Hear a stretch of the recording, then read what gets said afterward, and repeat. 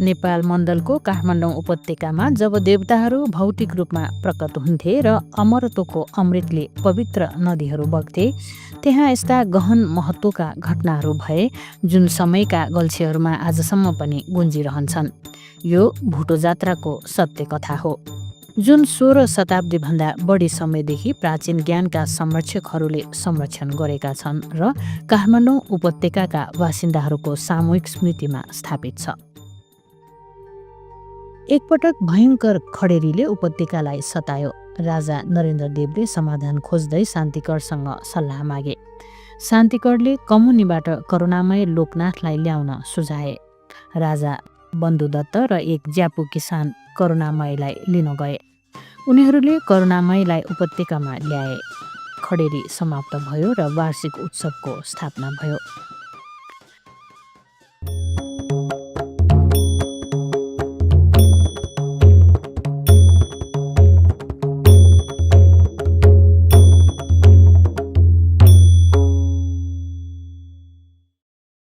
प्राचीन र रहस्यमय काठमाडौँमा तौदह भन्ने शान्त ताल थियो। यो तालको गहिराईमा कर्कोटक नागहरूका राजा बस्दथे। उनी आधा सर्प र आधा मानव रूपका देवता थिए, जसमा अपार शक्ति र बुद्धि थियो। एक दिन कर्कोटककी प्रिय रानीको आँखामा गम्भीर सङ्क्रमण भयो। पीडा असह्य थियो र धेरै कुशल वैद्यहरूको प्रयासका बावजुद कसैले उनलाई निको पार्न सकेनन्।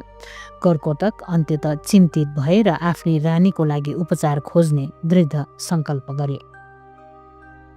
लामो विचारपछि कर्कोटकले एक वैद्य, जो किसान पनि थिए, सँग सहायता माग्ने निधो गरे। उनले यो वैद्यको असाधारण उपचार क्षमताको कथा सुनेका थिए र उनी भक्तपुरको नजिकै बस्छन् भन्ने थाहा थियो।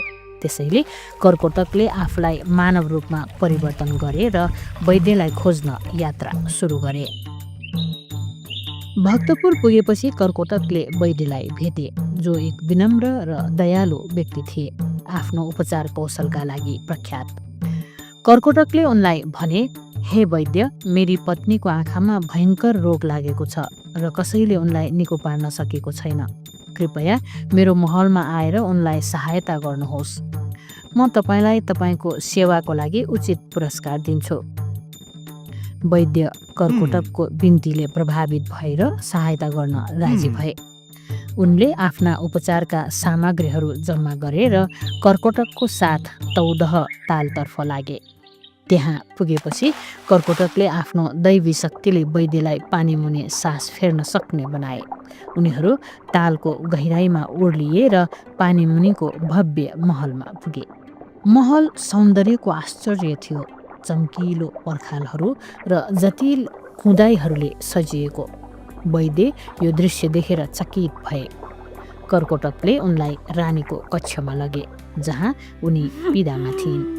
वैद्यले रानीको आँखा ध्यानपूर्वक जाँचे र जडीबुटी र अन्य प्राकृतिक सामग्रीहरू प्रयोग गरेर विशेष औषधि बनाए। उनले आफ्नो उपचारात्मक स्पर्श पनि प्रयोग गरे।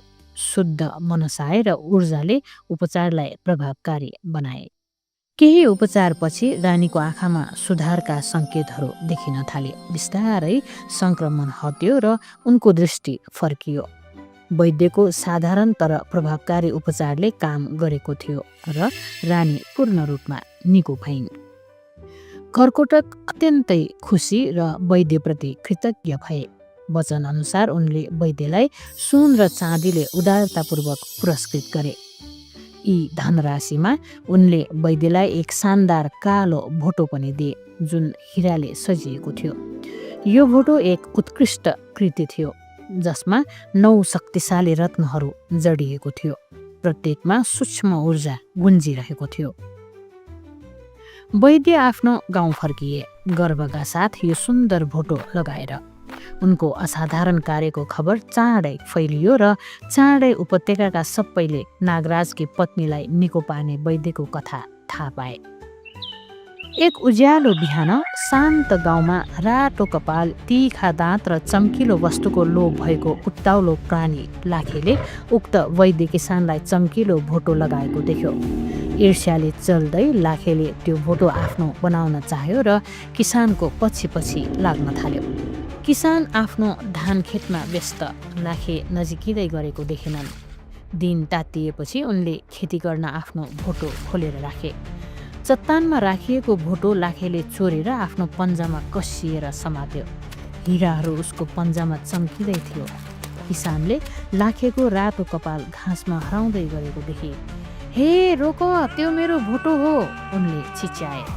औजार छोडेर चोरको पछि पछि दौडिए। भोटोमा जडित हिराहरू चम्किँदै लाखेको लुकिएको रूपलाई केही समयका लागि उजागर गर्थे, तर फेरि ऊ हावामा हराउँथ्यो। किसानले चम्किरहेको प्रकाशको पछ्याइ गरे। हिलो खेतहरू, साना खोलाहरू पार गर्दै र जङ्गलको किनारमा रुखहरूको बीचमा दौडिए। जब जब उनी नजिक पुग्थे, लाखेको जिस्क्याउने हाँसो गुन्जिन्थ्यो र ऊ सधैँ एक कदम अगाडि रहन्थ्यो।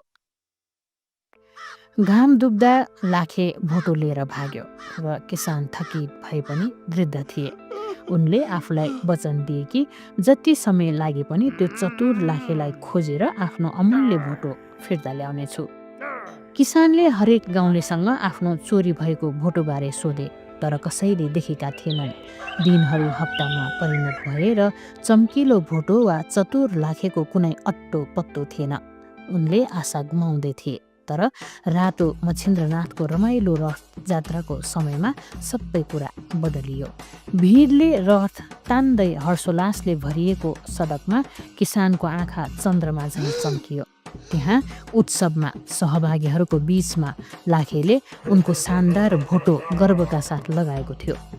त्यसमा जडित हिराहरू सूर्यको प्रकाशमा चम्किँदै थिए। रिसले आगो भएर किसानले भिडलाई धकेल्दै भोटो समाते। यो मेरो हो, उनले चिच्याए। लाखेले हाँस्दै पछि हट्यो र भन्यो, होइन, यो भोटो सधैँ मेरो थियो। उनीहरूको ठुलो झगडाले उत्सवमा हलचल मचायो र राजाको ध्यानाकर्षण भयो, जो उत्सवको निरीक्षण गरिरहेका थिए। राजाले उत्सुकतावश किसान र लाखेलाई आफ्नो अगाडि बोलाए। उभिएर उनले चम्किलो भोटो र दुई दावेदारहरूलाई हेरे। तिमीहरू दुवैले यो भोटो आफ्नो हो भन्छौ, राजाले शान्त स्वरमा भने, तर कसले यो साँच्चै आफ्नो हो भने प्रमाणित गर्न सक्छ? किसान अगाडि सरेर राजालाई आफ्नो कथा सुनाए। यो भोटो कर्कोटक नागराजले दिएको उपहार हो, उनले भने। मैले नागरानीको आँखा निको पारे र उनले मलाई धन्यवाद स्वरूप यो भोटो दिए। लाखेले चतुर मुस्कान सहित टाउको हल्लायो र फरक कथा सुनायो। यो झुट हो, यो भोटो सधैँ मेरो थियो। यो किसानले म नुहाउँदा नदीबाट चोरे। राजाले ध्यानपूर्वक सुने, तर दुवै कथाहरू विश्वसनीय लागे र कसैसँग प्रमाण थिएन।